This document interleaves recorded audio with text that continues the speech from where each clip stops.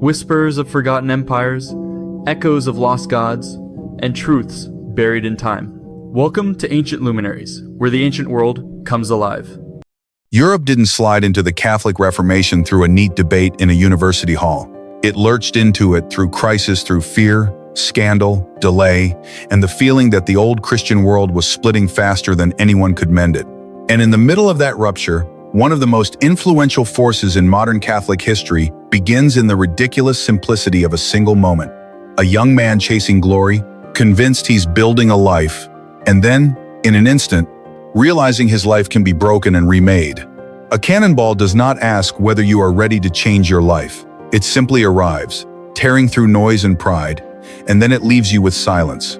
On a spring day in 1521, at the fortress town of Pamplona, a Basque nobleman named Íñigo López de Ignatius of Loyola stood where soldiers stand when they believe courage can bend fate. The French artillery answered with iron. The shot smashed his right leg and injured the left. And the soldier who loved the glitter of reputation was carried home not as a hero of songs but as a body that could barely move. In that slow, aching recovery, the world shrank to a room.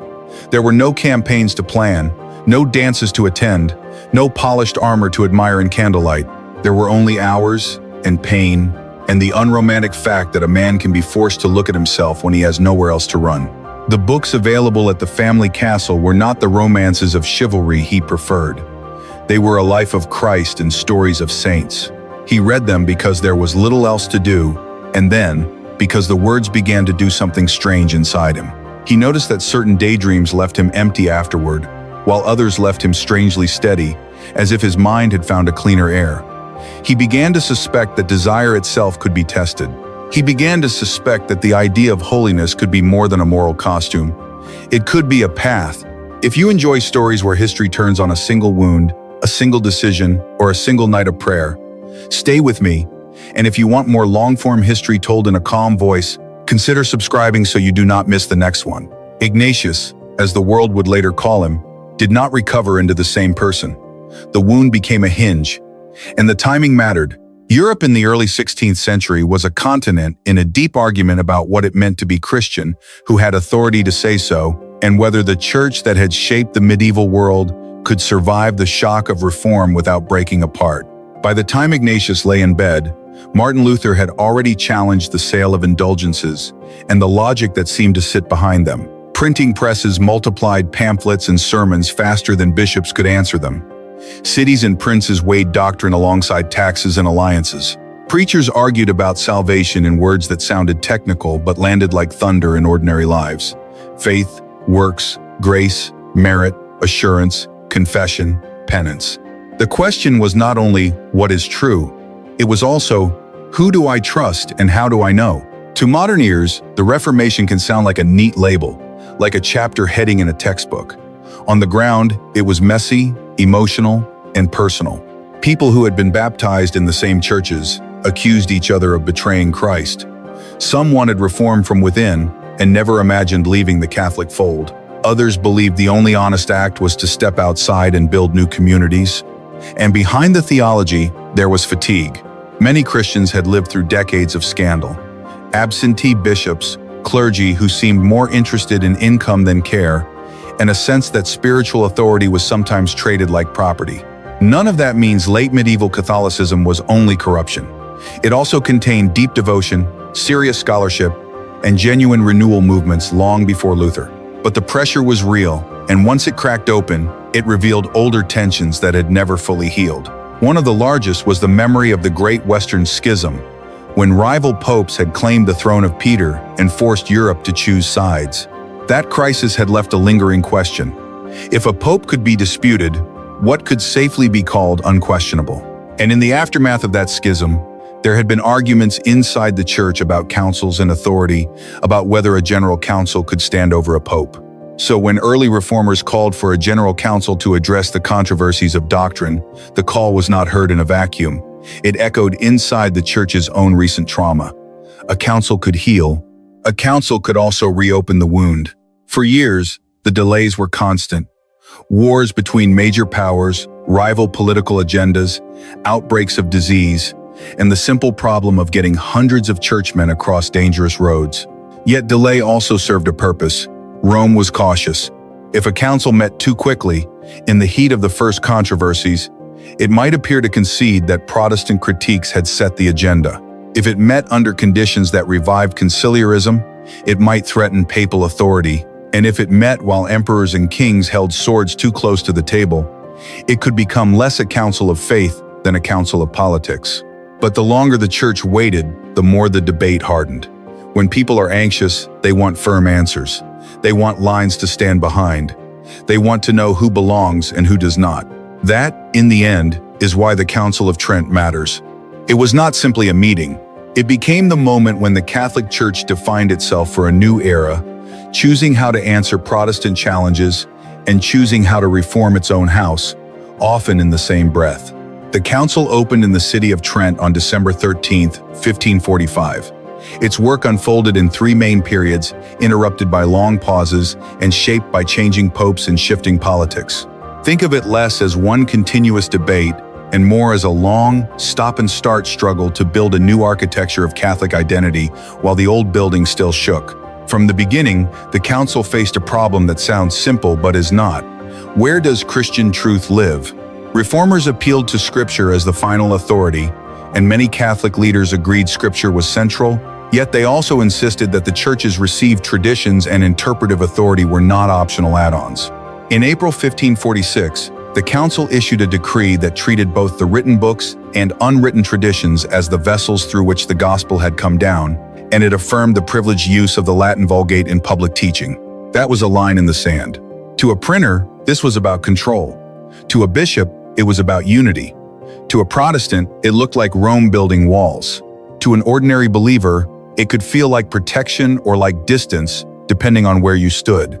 The same action can carry different meanings, and Trent was full of actions like that. Then came the question that lay at the heart of the storm. How is a person made right with God? In January 1547, the council issued its decree on justification. It rejected the idea that salvation could be reduced to human effort, but it also refused the Protestant claim that justification was by faith alone in the sense many reformers meant it. The language was careful, and that care was not accidental. The council spoke of grace initiating salvation, of faith as foundational, and of the transformation of the person in love. It was building a Catholic both-and framework in response to a Protestant either-or emphasis. If you are hearing that and thinking, that still sounds close, you are not wrong. This is part of why the era produced so much argument. The difference often lay in what each side feared most. Many Protestants feared that any role for works, even as evidence, would smuggle anxiety back into the soul. They wanted certainty grounded only in Christ's righteousness, not in a fluctuating inner state. Many Catholics feared that a purely forensic understanding could sever salvation from sanctification and encourage moral looseness. They wanted assurance that grace truly changes a person, not only declares them changed. In real life, this debate was not held only in lecture halls. It showed up in confessional booths, in monasteries, in family prayers, and in the quiet panic of a person who wondered whether God truly forgave them. A preacher's phrasing could either settle a conscience or unsettle it.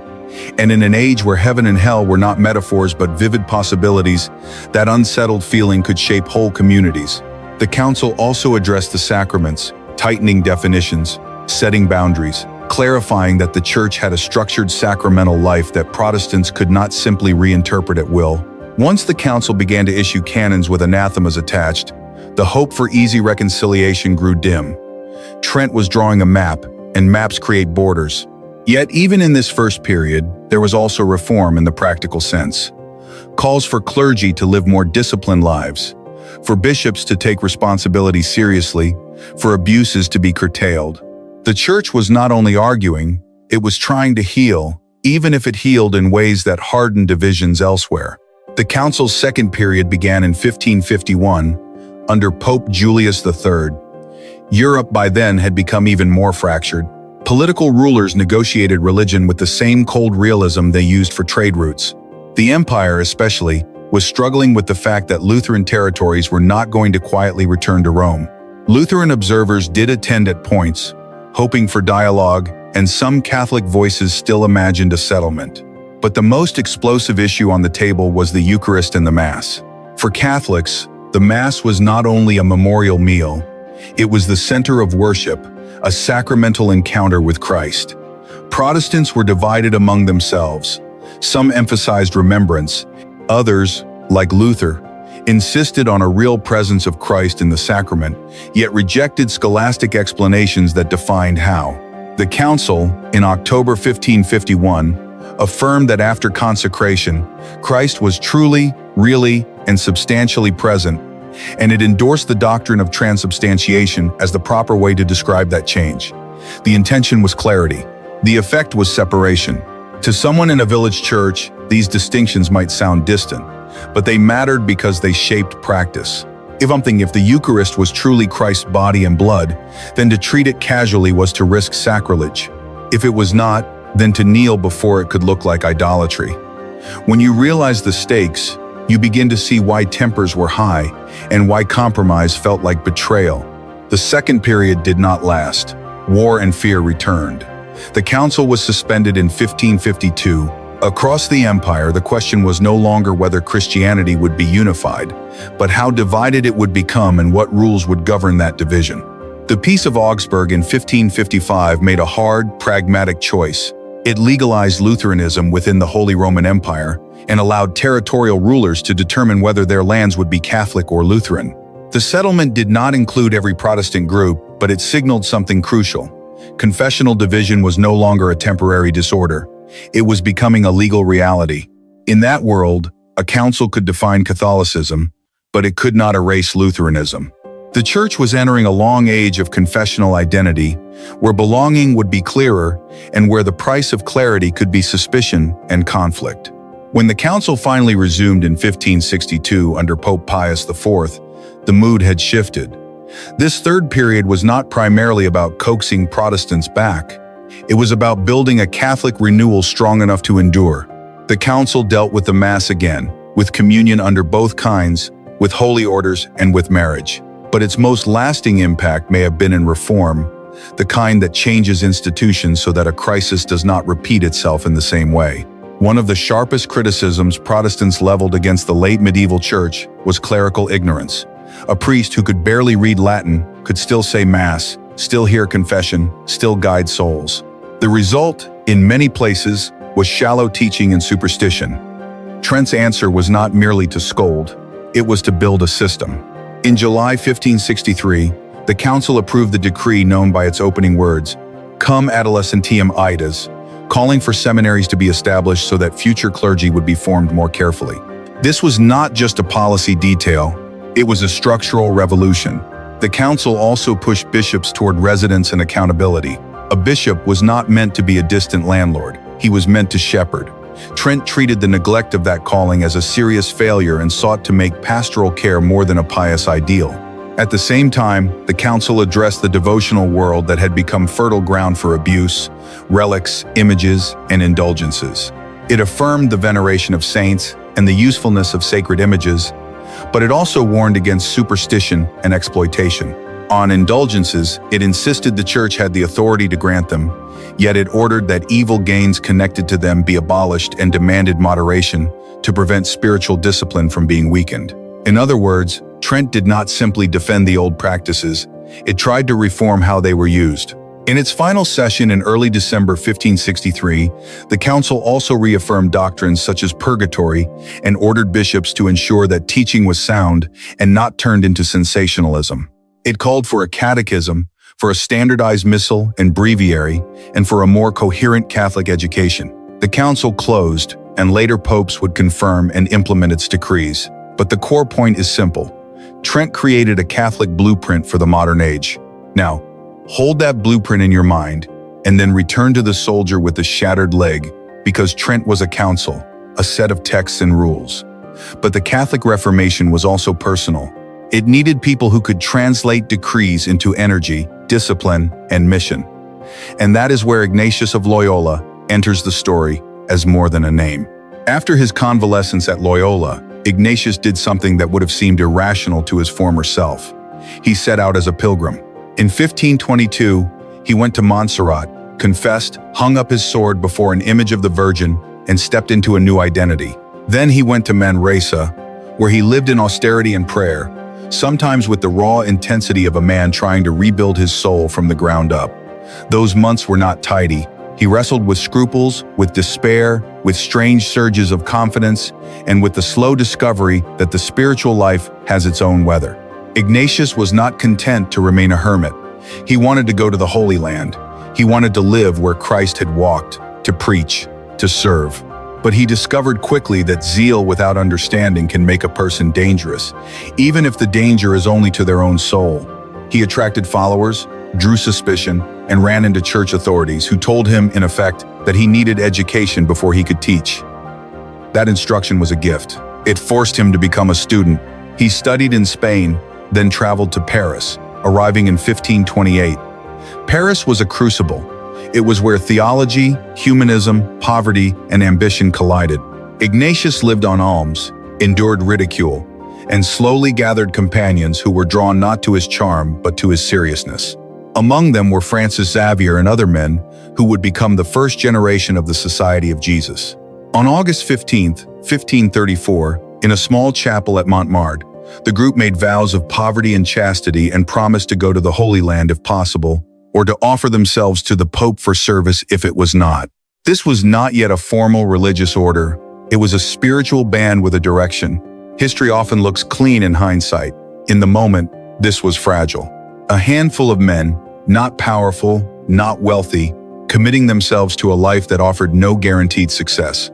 They were trying to build a form of Christian life that matched the urgency of the age. Disciplined, educated, mobile, obedient, and deeply spiritual. They were ordained priests in 1537, and by 1538 they were in Rome, offering themselves for mission. 2 years later, on September 27, 1540, Pope Paul III formally approved their new order, the Society of Jesus, through the bull Regimini Militantis Ecclesiae. The approval was swift by the standards of church history, and it signaled how badly the church needed a new kind of force. In 1541, Ignatius was elected the first superior general. He had once dreamed of glory on a battlefield. Now he commanded an army of a different kind, one that fought not with steel but with schools, sermons, missions, and spiritual direction. To understand why the Jesuits mattered, you have to understand the kind of Catholicism Trent was building. It needed clergy who could teach clearly and live credibly. It needed pastors who could confront superstition without crushing devotion. It needed missionaries who could travel beyond Europe and carry a Catholic identity that was not only medieval habit but renewed conviction. And it needed something else, a way to form the inner life so that discipline was not mere external compliance. Ignatius offered that through what became known as the spiritual exercises. They were largely composed over years, shaped by his experiences at Manresa and refined through practice. In 1548, under Pope Paul III's approval, the text was published, but it was never meant to be just a book. It was a program, traditionally about a month long, guiding a person through meditation on sin, grace, the life of Christ, and the choice to follow him with total commitment. What made the exercises powerful was not that they were dramatic. It was that they were methodical.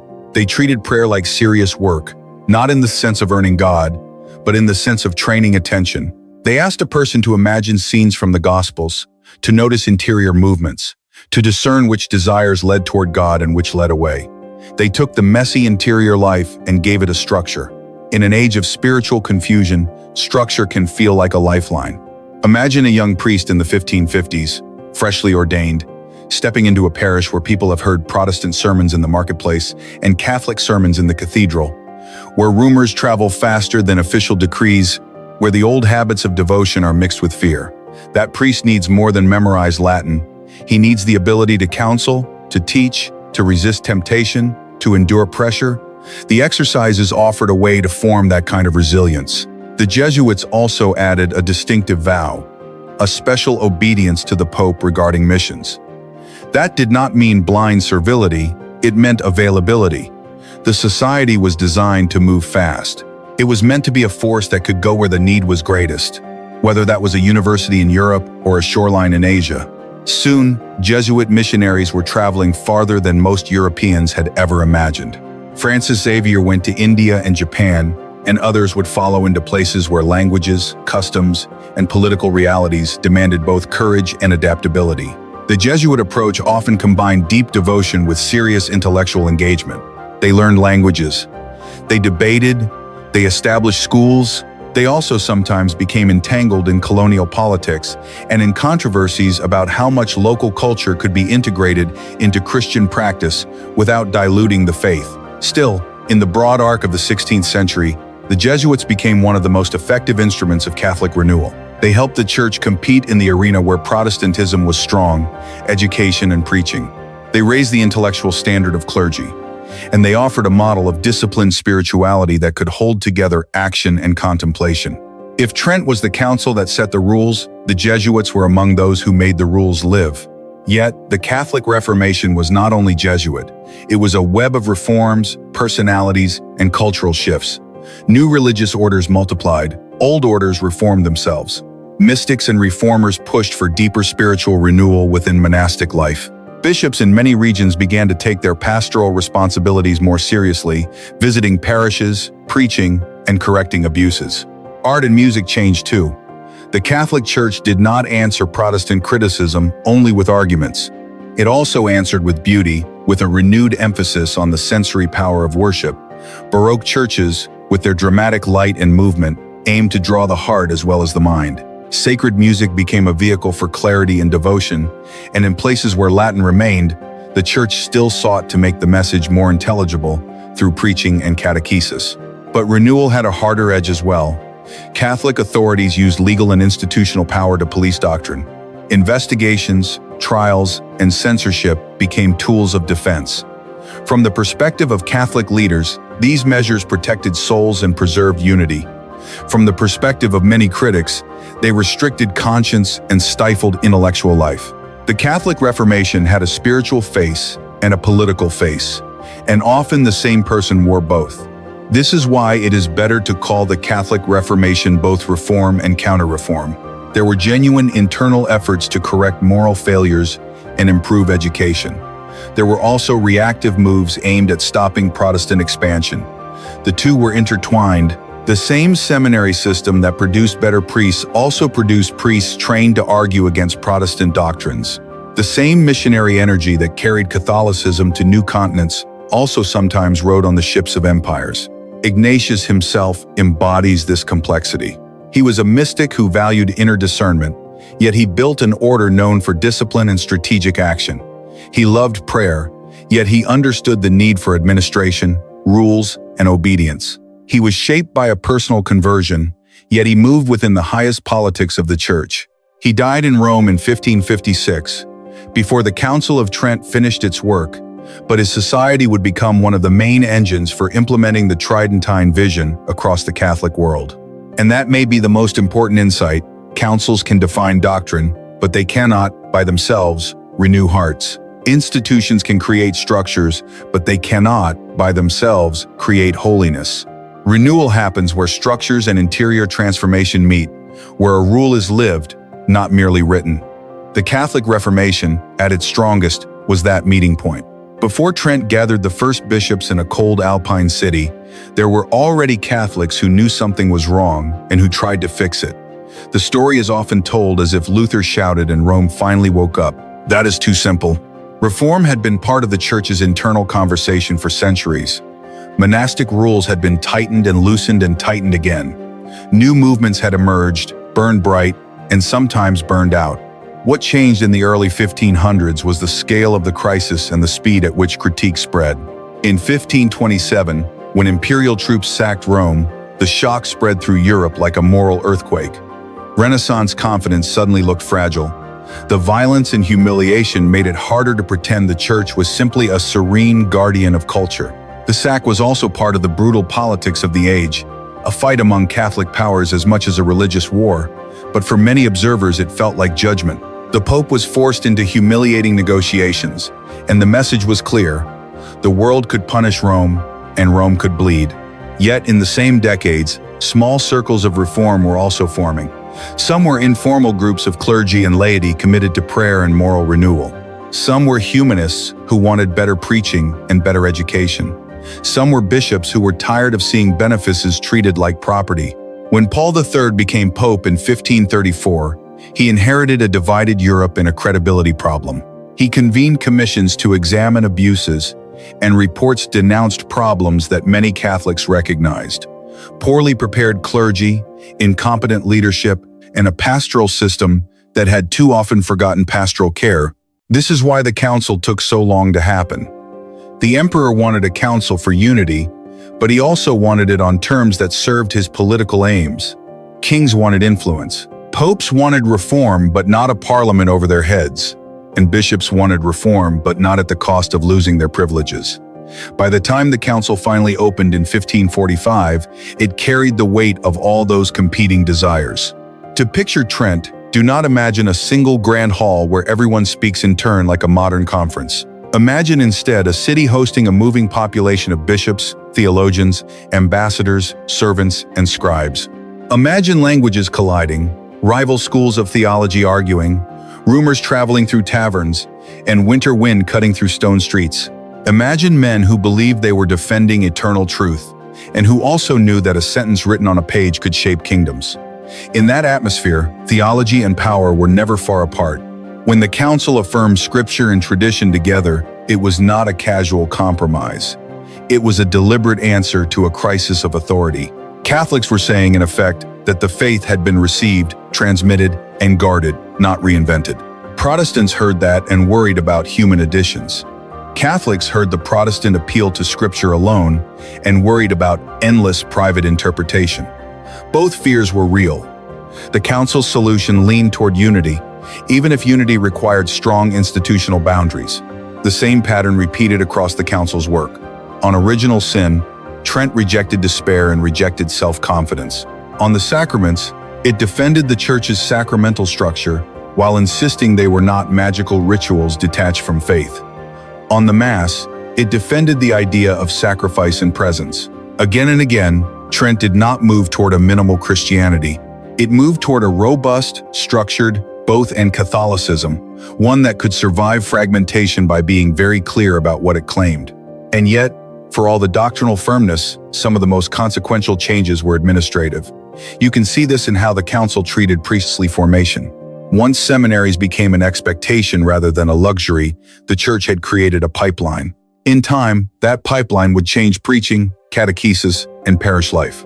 It would also change how Catholic identity felt from the inside, because a better educated clergy could both inspire deeper devotion and enforce stricter discipline. This is the irony of reform. People often demand reform to remove hypocrisy, and then they resist reform when it removes comfortable habits. Trent's reforms made Catholic life more uniform, more supervised, and in many regions, more intense. For some believers, that meant clarity and confidence. For others, it meant pressure, but either way, it meant change. If we walk through the Council's decisions as lived reality rather than abstract doctrine, the landscape becomes clearer. Consider confession. Medieval Christians had practiced confession in various forms, but the Reformation debate forced clarity. When Protestants challenged the sacrament of penance and the authority of priests to absolve sins, Catholics answered by reaffirming confession, absolution, and the priest's sacramental role. This strengthened a pastoral system where the conscience remained closely tied to ecclesial guidance. Or consider marriage. Europe was full of messy marital disputes, secret unions, and local customs that could be exploited.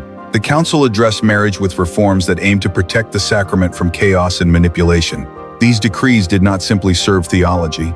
They shaped family life, inheritance, and social stability.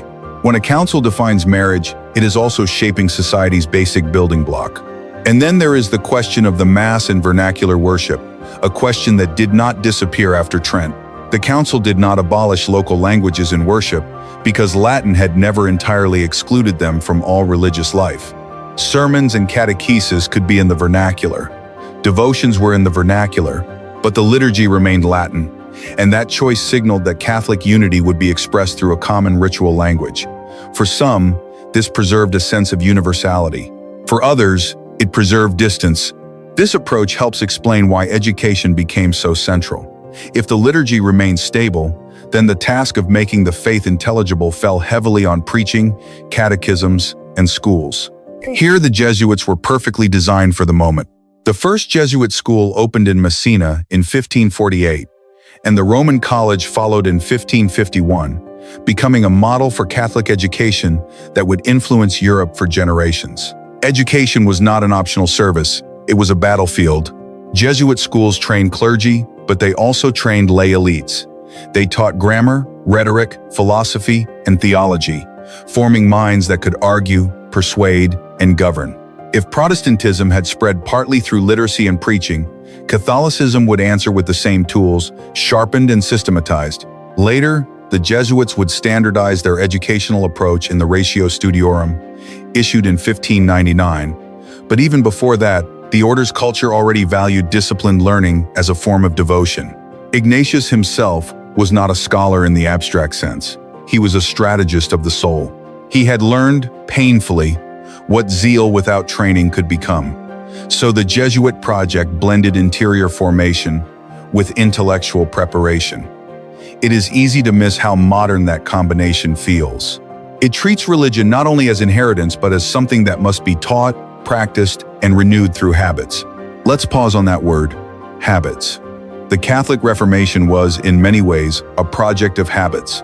Habitual confession, habitual catechesis, habitual prayer structured by the exercises, habitual discipline for clergy, habitual attendance and reverence. Habits are powerful because they survive emotional weather. They carry a person through seasons of doubt or distraction. That is why reformers on both sides cared so much about practice, not only belief. If you change practice, you change people. But habits also raise the question of freedom. A habit can be a tool of growth, or it can be a cage. The Catholic Church after Trent leaned toward the belief that disciplined habits were necessary to protect faith in a fractured world. Protestants often lean toward the belief that institutional habits could become spiritual bondage. The debate did not end in the 16th century. It echoes in every later argument about tradition, authority, and personal conscience. This is why the Catholic Reformation is not only a Catholic story, it is a story about how institutions respond to crisis, how communities negotiate identity, and how people try to find God when the map of the world is being redrawn. Now return to Ignatius in the middle of this broader movement, and look closely at his method, because it explains why his influence outlived him. The spiritual exercises are sometimes described as a retreat manual, but that phrase can make them sound like a gentle weekend program. Ignatius intended something more demanding. The exercises invite a person to enter a disciplined confrontation with their own life. They are built around repetition, returning to the same truths, the same scriptures, the same questions, until the heart stops dodging and begins to answer. One of Ignatius's key insights was that people are moved by interior spirits, not in the sense of ghosts, but in the sense of impulses, desires, fears, attractions, and resistances. Some of these movements bring a person toward deeper love, humility, and clarity. Others bring anxiety, pride, or self-deception. Ignatius believed that if a person learns to notice these movements, they can make better choices, not only morally but spiritually. Discernment becomes a kind of literacy of the soul. For a person living through religious upheaval, this kind of literacy matters. When the world is noisy, when preachers contradict each other, when politics twists religious language, the temptation is either to become cynical or to become fanatical. Ignatius offered another path, to slow down, to test, to listen, and then to choose with seriousness.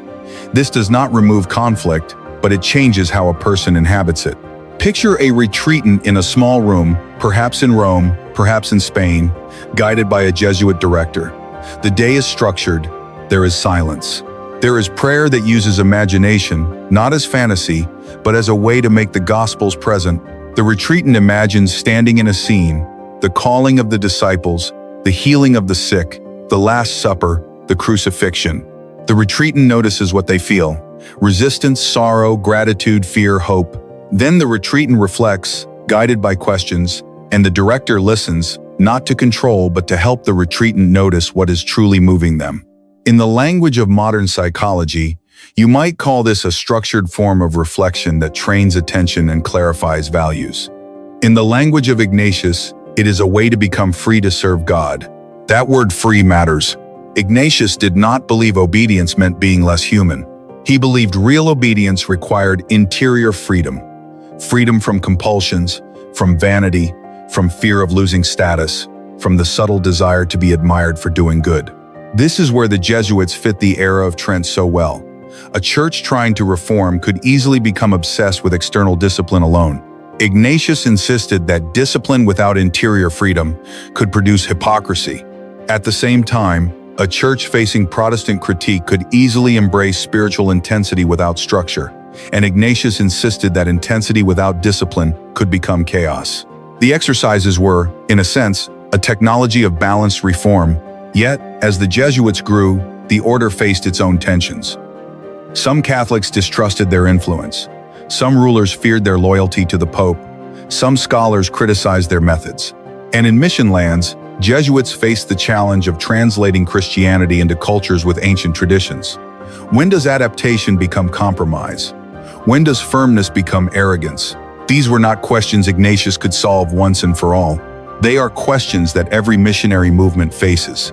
Ignatius died in 1556, in the middle of the Council's long arc, but his order continued to expand. In later decades, Jesuits would become confessors to kings, educators of elites, missionaries in Asia and the Americas, and sometimes targets of political backlash. Their effectiveness made them influential, and influence always attracts enemies. Still, when you trace the line from Trent's decrees to Catholic life in the late 16th century, you keep bumping into Jesuit fingerprints. In seminaries, in colleges, in catechesis, and in the trained confidence of clergy who could preach and argue with new precision.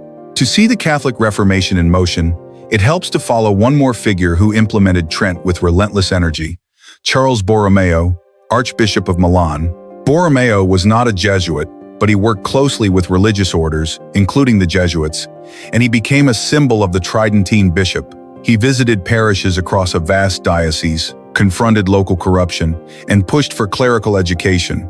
He helped establish seminaries and colleges, and he applied Trent's call for reform with a severity that made him admired by some and resented by others. Borromeo's story shows how Trent's decisions needed local champions. A decree on paper does not build a seminary. It requires money, property, teachers, and the political will to overcome resistance. In some places, rulers cooperated. In others, they resisted. In some dioceses, seminaries were delayed for decades. Reform was uneven, and that unevenness shaped Catholicism's regional varieties. The same is true for the Roman Catechism, published in 1566 after the Council. A catechism is not just a book. It is a tool to standardize teaching, to reduce confusion, and to make sure that when a priest explains the creed or the sacraments, he is not improvising based on local folklore. The Catechism aimed to produce unity through instruction. It is easy to underestimate how revolutionary that is. In earlier centuries, many believers learned faith primarily through ritual and local custom. After Trent, instruction became more systematic, and ignorance became less tolerated. Standardization reached the liturgy as well. In the years after Trent, popes issued revised liturgical books, seeking to reduce chaotic local variations and to anchor worship in a stable form. This did not create uniformity overnight, and older rites continued in places where they had deep roots. But the impulse was clear. The Church would respond to fragmentation by tightening its center. These changes had emotional consequences. In a Catholic town, the church building became a place where doctrine, discipline, and beauty met. A person could confess, receive counsel, hear preaching, and be surrounded by art designed to lift the mind toward heaven. Yet the same system could also feel heavy, especially when authorities policed belief and punished dissent. Inquisition structures and book censorship illustrate the defensive instinct of the era, an instinct that was fed by the fear that wrong belief could destroy society. How you interpret this depends on what you fear. If you fear chaos, you value strong boundaries. If you fear oppression, you worry about censorship. In the 16th century, both fears were fed by real events. Europe had seen religious violence, riots, and civil wars. Leaders of all confessions believed that false doctrine could destroy society. The modern instinct to separate belief from public order was not yet common. Religion was not a private choice. It was the framework of meaning that held communities together. So the Catholic Reformation was, in a sense, an attempt to preserve a unified Christian society by rebuilding Catholic credibility, tightening discipline, and making doctrine clearer. It did not restore European unity. But it did create a Catholic identity strong enough to survive as one confession among others, and strong enough to expand globally at the same time. And perhaps that is the greatest transformation. In the medieval imagination, Europe was Christendom, and the Church was the common roof. After the Reformation and Trent, that roof had cracks that could not be sealed. Catholicism became more explicitly itself. Protestantism became more explicitly itself. And Christianity, for the first time in centuries, had to learn to live with permanent internal plurality, even when that plurality felt intolerable. The global dimension of the Jesuit story makes this shift even clearer. When Francis Xavier sailed east, he carried a Catholicism that was being sharpened by conflict at home. In India, in Southeast Asia, and in Japan, Jesuit missionaries faced cultures with rich philosophical and religious traditions. They could not assume the categories that made sense in Europe would automatically make sense elsewhere. So they translated, learned, and adapted. Sometimes they succeeded in building local communities that endured. Sometimes the work was fragile, dependent on political favor, and vulnerable to backlash. Later, Jesuits would develop sophisticated strategies for engaging scholarship in places like China, adopting local dress, and presenting Christianity in terms that respected intellectual traditions. These efforts provoked debates within Catholicism itself, because adaptation can look like compromise to those who fear losing identity. The rights controversies would expose the tension between a universal church and diverse cultures. Again, Ignatius did not live to see these disputes fully unfold, but his order's flexibility and discipline made such engagements possible. What matters for our story is that the Catholic Reformation was not simply a defensive European project, it was also an outward movement. Catholicism was becoming a world religion in a new way, carried by missionary orders, supported by European empires, and shaped by local conversions that were never mere copies of Europe. This outward movement complicates any simple narrative of counter versus reform. The Church was not only pushing back against Protestants, it was also pushing into new realities. At the same time, Catholic spirituality gained a new depth and variety. Mystics wrote about union with God in language that still moves readers today. New devotions shaped popular piety. Confraternities organized charity and prayer. The Catholic Reformation encouraged a faith that could be both intensely personal and strongly communal. Again, this was not unique to Catholics. Protestants also developed rich devotional cultures. But the Catholic version, shaped by Trent, often anchored personal devotion tightly to sacramental and institutional life. If you step into a Catholic church in the late 16th century, you can feel the era's priorities. The altar is central. The confessionals are present. The art is teaching you as much as it is delighting you. The preacher is expected to instruct with clarity. The priest's education is increasingly formal.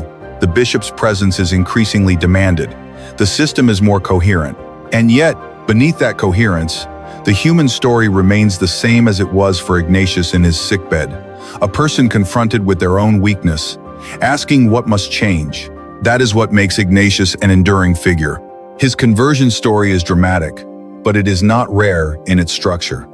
Many people experience a shock, a loss, or a humiliation that forces reevaluation. What is rare is that Ignatius turned his personal change into a method others could use, and then built an institution capable of carrying that method across continents.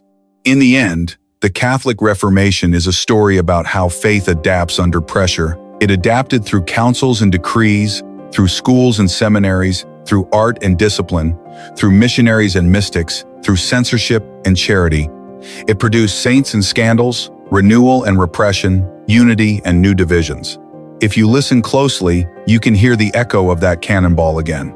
The shock breaks complacency, the recovery is painful, the rebuilding takes years, and the person or institution that emerges on the other side is not the same as before. That is what happened to Ignatius. And in a broader, more complicated sense, that is what happened to Catholicism in the Age of Trent. And one last thing. Reform is rarely a single victory. It is a long obedience in the same direction, repeated in ordinary days.